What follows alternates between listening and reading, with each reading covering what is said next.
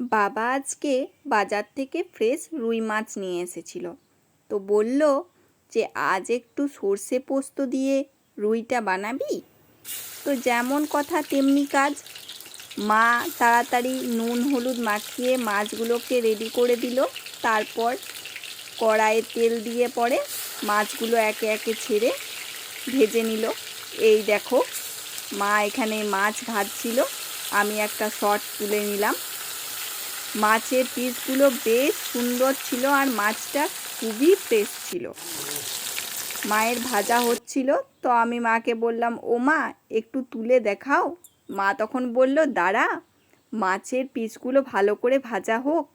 এই দেখো, মা একটু তুলে দেখিয়ে দিল। তারপরে মা চলে গেল মশলা বাটতে। এখানে নিয়ে নিয়েছে সর্ষে, পোস্ত, লঙ্কা, পেঁয়াজ আর রসুন। এরপর সবগুলোকে ভালো করে একসাথে থেতো করে মা মশলাটা বেটে দিল। মশলাটা একটু মিহি করে বাটতে হবে, তাই আমরা মিক্সি ব্যবহার করিনি। এই দেখো, এখানে মাছ ভাজা, সাথে রয়েছে বাটা মশলাটা, আর আমি একটু টমেটো আর লঙ্কা কুচি করে নিয়েছি। তারপর ওই মাছ ভাজার তেলটাতেই আমি এই রান্নাটা করব। এখানে গরম তেলের ওপর আমি টমেটোটা দিয়ে দিলাম। তারপর টমেটোটা একটু ভেজে নিতে হবে যতক্ষণ না একটু গলা গলা হয়ে যাচ্ছে।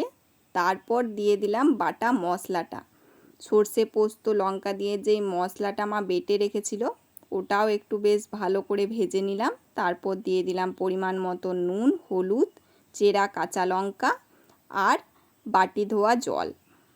তারপর বাস ফুটতে থাকলো। ফুটতে থাকার পর যখন গ্রেভিটা একটু কমে আসবে তখনই মাছগুলো ফেলে দিতে হবে। মাছগুলো আমি ফেলে দিলাম। মাছগুলো ফেলার পর আর 5 মিনিট এই গ্রেভিটা ফুটিয়ে নিলেই রেডি হয়ে যাবে আমাদের সর্ষে পোস্ত রুই।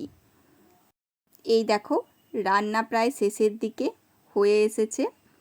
এরপর আমি গ্যাসটা বন্ধ করে দিলাম। এই দেখো, বেশ ভালোভাবে ফুটে গেছে আর হয়ে গেছে, বেশ সুন্দর দেখতে লাগছে। তারপর আমি এটাকে একটা প্লেটের মধ্যে সাজিয়ে নিলাম। এই দেখো, দেখতেও যেমন সুন্দর হয়েছে, খেতেও কিন্তু খুবই সুস্বাদু হয়েছিল। এই দিয়েই এক থালা ভাত শেষ করে দেওয়া যাবে।